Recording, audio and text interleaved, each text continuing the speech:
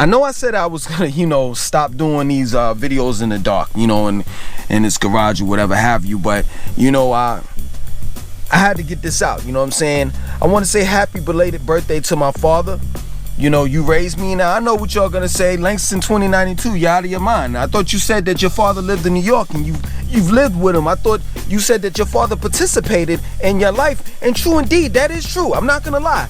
But guess what? Hip was there far more in my life than my father was. Hip hop taught me how to walk. Hip hop taught me how to talk. Hip hop taught me how to think. Hip hop taught me how to treat women. Hip hop taught me that education, knowledge is power. Now I know some of y'all are gonna laugh it off and say, what are you talking about? Hip hop right now consists of Meg Thee Stallion and Cardi B. And it's nothing, and hip hop right now is in a state where it's nothing about, it's all about hoes. It's nothing about education or educating the kids, feeding the seeds, mentally feeding the seeds. It's not about that. So Langston, are you out of your mind? I mean, what are you talking about? I'm talking about my generation. As Common would say, I used to love her. I still love her. But I'm talking about my generation and how she was so good to me. Now I know I'm gonna flip-flop back and forth. I'm gonna call hip-hop my father, and I'm gonna call him my mother as well. Because hip-hop loved me regardless of whether I ran away from home, regardless of whether I flunked in school, and regardless of whether I dropped out. And then went back and got my high school diploma, adult high school diploma. Hip hop loved me when I dropped out of college. Hip hop loved me for me. Hip hop never judged me. Hip hop embraced me in my time of need. And I can honestly say that I have more great memories of me and hip hop than my father and I together. I remember, going to Jamaica Ave, and the Tribe Called Quest came out, Leaders of the New School. Wu-Tang Clan was out. Went down Jamaica Avenue, you know what I'm saying? Had my head twisted, got my head twisted by that shop called New Tribe. And right above it was a record store. I remember going to Jamaica Avenue and just hanging out at the Coliseum playing video games while listening to Wu-Tang banging.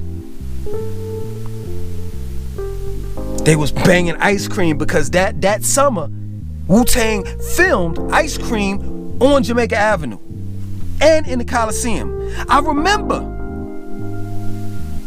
when my stepmom used to work for Amboy in Brooklyn, New York, Brownsville. And they would section off the street, and we would literally have a block party. I had just came up for the summer. I was living in the South at the time. I came up for the summer, spent the whole summer there, and it's nothing like New York summers. And as they played Na Freak of the Week, Dougie Fresh featuring Little Vicious. The girls did the pepper seed. It's amazing. I remember when I saw Busta Rhymes with dreads and he's slim, coming out, screaming. Right after that, Smith & Wesson. I remember being in the club, standing right next to Phife Dawg from A Tribe Called Quest, and I'm saying to myself, yo, this dude is really 5 foot tall. And then across from the club, Das FX was there.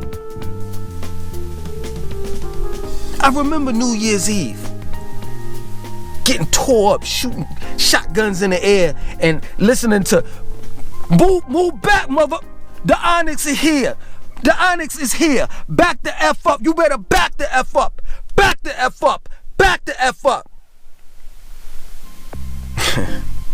The gold chains, the Timberlands, the fronts. I don't even see anybody eating chew sticks anymore. the fatigues. I had the green, the regular ones. And then I had the straight green ones. I had the black and white ones. You couldn't tell me nothing. I love you, hip hop. And as I look at these millennials and say to myself that it's easy for them to be into our culture, but it was hard for us to get through. Because believe it or not, at one point in time, hip hop was just all black. And white people were calling us thugs. And that hip hop, the music wouldn't last, the culture wouldn't last. It wouldn't prevail. And now you have white boys wearing their hat to the back and don't even know why. We're the ones that did that. I remember in high school wearing Malcolm X hats. When Malcolm X, the movie, came out, I remember we going around saying fight the power, Public Enemy. We wearing African medallions. I remember that. I have memories of hip hop. I remember that summer, boy, man. Summer hits every summer. Everybody banging the same joint. I remember when Brand Nubians came out, All for One, One for All. Slow down, sunshine, my life, my life, my life. I remember Souls of Mischief. I know that hip hop is unrecognizable. I know that hip hop is being used as a weapon now. I know that hip hop is teaching the kids how to be whores, sliding down poles, drug dealing, popping pills. But that's not what hip hop is, me and my generation. I come from a generation where the rappers rhyme, and guess what they had in their book sacks? Yeah, they had a nickel or a dime, bag of weed. Yeah, they had a Philly blunt or a Dutch Master. But right beside that, oh yeah, straight up, they had the Henny, they had the Easy Jesus, I ain't gonna front. But right beside that, they had their rhyme book. And then when they pulled their rhyme book out, they put a thesaurus and a dictionary right next to it. Because these were intelligent brothers. And I remember just about every album. Yeah, we had you had your thug music, but it was always 2 songs that was on every album, no matter if you were a thug, a slut, a whore, or whatever you were selling in hip hop. It was 2 songs on that album that you had to have, and that was Something About Unity, and the second thing, Talking About Your Black Queen.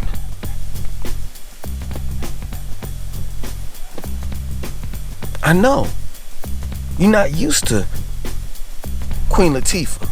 If you grew up in my generation, you're not used to seeing that Queen Latifah that we see now. We're used to seeing, who you calling a bitch? U-N-I-T-Y, you gotta let them know you ain't a bitch or a hoe. That's the Queen Latifah we used to hearing. Ooh, ladies first, ladies first. That's the Queen Latifah that we're used to hearing and seeing. Not the Queen Latifah that we see now. Straight up. We got a whole lot of rappers that have literally sold their soul. But in our generation, we said we'll never sell out. There was a code of conduct in hip hop that you do not see now. And I don't mean no harm. I'm gonna get up off of this real quick. You know, I'm gonna say this real quick and then I'm gonna get off of this, right off of it. You know what I mean? It's 2 comments that was very disturbing to me. You know, I don't know what particular video it was, but there's 2 comments that was very, very disturbing to me. The first one was, a guy said to me, you know, screw you, it's all about Mexican hip hop. There is no such thing as Mexican hip hop. There are Mexicans that are involved or that participate in our culture. Don't get that twisted. It is a black culture. Yeah, true indeed. The Puerto Ricans were there and they participated. The white people were spectators. And there was one or two here and there that participated. But white people and Mexicans, y'all didn't put in. Let's be real. Y'all didn't. It was the Puerto Ricans and the blacks. They're plain and simple. So there's no such thing. It's Mexican hip hop. That doesn't exist. You can't take a culture that doesn't belong to you. You could participate in it, but it doesn't belong to you. It doesn't belong to white people. And let me tell you something. I love my elders that's in hip hop. You know what I'm saying? But stop saying that hip hop doesn't have a father or a dad or that it's everyone's. No, it's not. No, it's not. You don't see white people giving their culture away. You don't see the Jews giving their culture away. You don't see the Russians giving their culture away. Can you participate in their culture? Yes. But they're not gonna give it away and say you can have it. Anybody could do whatever. Hip hop is the only culture where you can just do whatever. There's no standards. It used to be, but now it's not.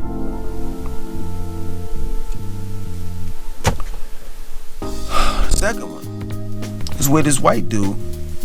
I'm not racist, so stop calling me a racist, especially when I'm telling the truth. So. The truth is racism? That doesn't make sense to me. This is the truth. White boy says we don't need to know hip hop culture. Okay, that's cool. My son doesn't need to know, or my daughter, or anyone that's related to me, doesn't need to know American history.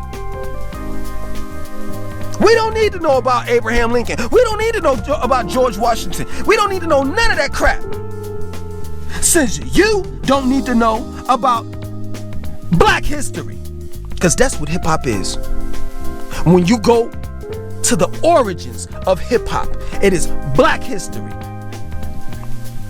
And we've always been a people that created sound. Look what y'all did. Look what y'all did. Y'all totally annihilated rock and roll. So now there are no remnants of Chuck Berry or Muddy Waters. And sooner than later, we're not going to be able to recognize hip hop, just like we don't recognize rock and roll. You know, there's some black people that really think that white people created rock and roll or country. The country comes from blues. That ain't nothing but the white man's version of the blues. Let's be real. I'm getting off here because I'm about to get too real. I'm about to get too real with y'all. Straight up. Happy belated birthday, hip hop. I love you. And you've done a lot for me. You gave me memories that no one can ever erase. Ever. And I got so much to say. All the memories that you gave me. Nobody can ever love me the way that you love me. You accepted me for me. And that's why I love you for that.